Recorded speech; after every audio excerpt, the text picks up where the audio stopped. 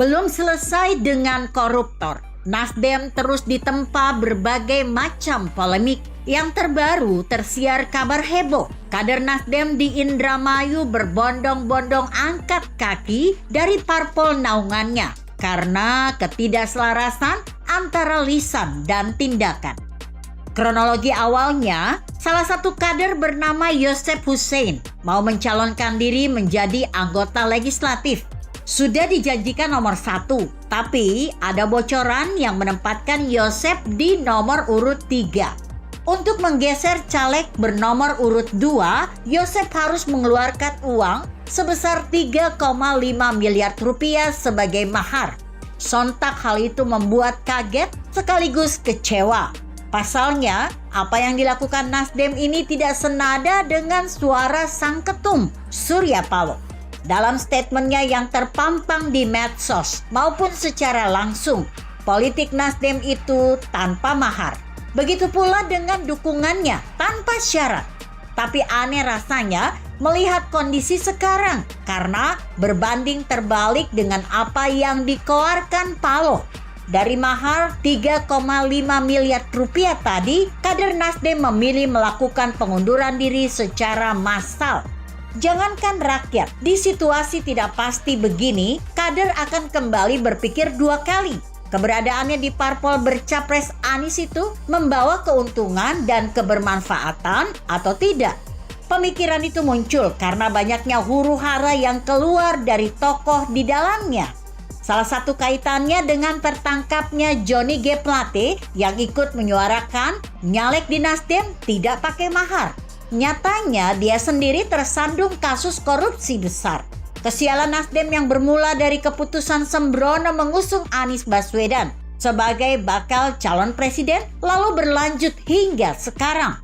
Ada yang menyebut Anies seperti membawa kutukan kemana saja dia pergi, yakni berupa kesialan termasuk ke Nasdem akibat cara berpolitiknya pada Pilgub 2017 yang nyaris mengoyak negeri ini karena taktik politik identitas yang berlangsung kala itu.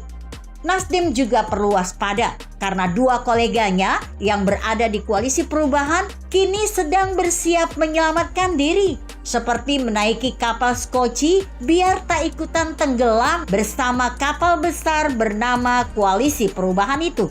PKS dengan taktik mendekati Sandiaga agar mau ditawarkan ke Prabowo agar diusung bersama Gerindra. Sementara Demokrat bersiap pula dengan membuka komunikasi bersama PDI Perjuangan. Mungkin tawaran berupa jaminan AHY menjadi menteri sudah dirasa cukup daripada ngotot mensyaratkan posisi bakal cawapres bersama Nasdem tapi tidak dapat apa-apa. Iya kan? Jika benar salah satu dari 2 partai berhasil lolos dengan plan B mereka, praktis peluang Nasdem mengusung Anies akan tertutup. Nah, disinilah Nasdem perlu jeli menemukan solusi terbaik dengan bersiap akan merapat kemana seandainya kans Anies rontok gara-gara koalisi perubahan ditinggal PKS atau Demokrat. Ancaman lain bagi Nasdem adalah potensi karamnya kapal partai itu karena berbagai kasus yang membelit Nasdem belakangan ini.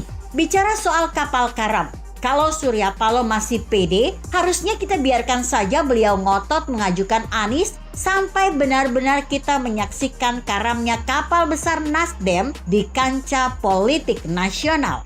Mungkin Surya Paloh terinspirasi oleh perjuangan Jack dalam memperjuangkan cintanya bersama Rose yang tetap bersama sekalipun kapal besar dan modern Titanic itu karam di tengah lautan yang sangat dingin dan menewaskan ribuan orang. Ya sudahlah, kita biarkan saja. Wong kapal besar Titanic pun masih dikenang sampai hari ini meskipun mengalami karam pada pelayaran perdananya. Mungkin besok jika Nasdem karam beneran dengan gagal lolos ke parlemen dan dikangkangi oleh Perindo, kita tinggal membahasnya di warung-warung kopi atau angkringan bahwa pernah ada partai mediocre yang merasa diri cukup mampu, gara-gara salah mengusung bakal capres malah karam dan tenggelam. Begitu kira-kira. Artikel ini disadur dari orbitindonesia.com. Bagaimana menurut Anda? Jika Anda berpendapat lain, tuliskan komentar Anda di bawah ini.